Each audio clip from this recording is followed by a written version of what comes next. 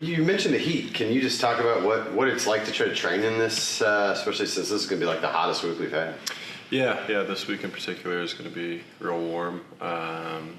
Look, it obviously doesn't make training the most fun because you're struggling a bit and just trying to, I guess, maximize the time you spend outside. I think we all know that we want to emphasize the importance of being 100% and peaking on the weekend for the games, while also getting the work in that we need to.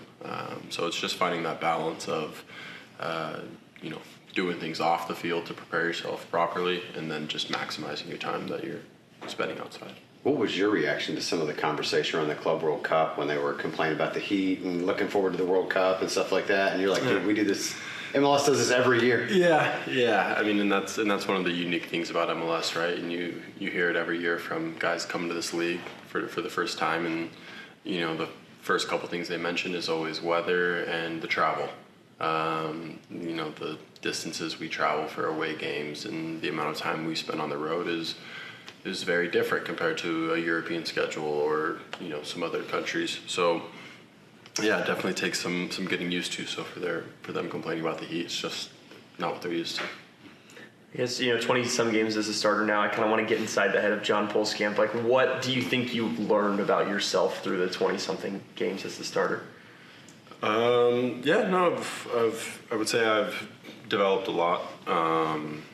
Just have made progress both as a goalkeeper technically, but then just as a person, the mental game, all of that. I look at my career thus far as just constant evolution, constant progression. So, this year is no different. It might be in a different way or in a new, I guess, role. But it's really just the same concept of taking more steps forward in the right direction. It seems like taking steps forward, that's always your goal. How do you think that now, the remainder of this season and just progressing in your career, how do you take those steps forward? It's just continuing to find the little moments in games that I can be better. I'm extremely pleased with how I've been playing this season, but that's not to say things have been perfect. I'm still making mistakes. I'm still, finding areas that I can be better. As an athlete, I think we're always chasing the thing that we will never achieve, and that's perfection. So I'm always going to be chasing that perfection, knowing in the back of my head there's probably not going to be a day that comes. Is there any particular area you feel like you have made a big jump this year? I would say. I would say on the technical side of things, cross taking and just crosses in general has always been an area that I've had to put some extra focus in and worked a lot with at the start of the season, and I think that's now become one of my strong parts of my game, and I know around the league I'm pretty high in terms of crosses and punches taken. So yeah, I'd say that's definitely been an area of big improvement. You've had a lot of young guys in front of you. Has that been part of your growth too? Is like helping them, commanding them, telling them what to do? Yeah, I would say helping them, with Jance and Bart especially, two guys that are in their first years playing. So just talking to them constantly, picking their brains, seeing where they're at, and then sharing my opinion when it's appropriate. But both of them have come along so well, and they're two real mature guys, and sometimes I forget that they're in their first years of their career themselves. So I would definitely say though it's helped add some responsibility to me that has helped in my personal development as well. How different is it when you have different people in front of you? Like you got to be able to read what they're going to do or anticipate. Yeah, it's different for sure.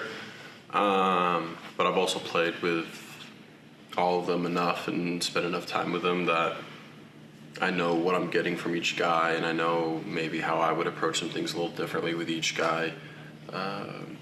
Maybe earlier in the season that's a bit tougher, but we're at a point now where I'm, well versed enough with all the guys that I know how to approach it playing with the different lineups.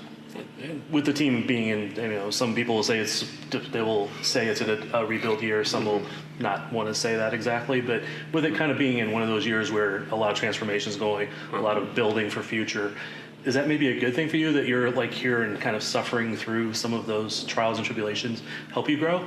Yeah. No, look, I would say there's always positives that you could find from a situation, and I don't want to be the guy that's just always positive when we're maybe in a place that we don't want to be. Because look, right now we're not in a playoff spot, and despite there being a lot of positives, we're still not where we want to be. We want to keep climbing that table this year, not just next year. That's all of our focus in the locker room is making the most of it this year.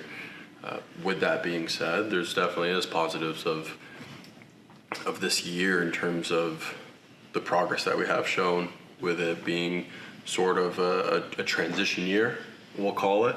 There has just been a lot of turnover the past couple of years, and yeah, I think being part of that is good for everyone involved, because it's essentially a fresh slate. It's a start where it's saying, okay, these jobs are open. Who's gonna take it? You guys have shown a lot of resilience, but is it frustrating that you have to show resilience so often when you dig those early holes? Yeah. No, I mean that's exactly it. It's one of those things. Like most things, it's never black and white, good or bad. It's there's good in it and there's bad in it. And the bad is that, yeah, unfortunately, we keep putting ourselves in a little bit of a hole, whether it's coming out slow or conceding early.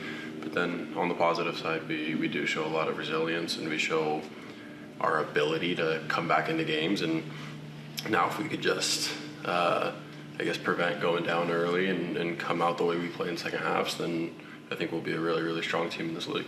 How do you avoid, because you got a couple weeks off coming up after the Vancouver game, right? So how do you avoid going into vacation mode early?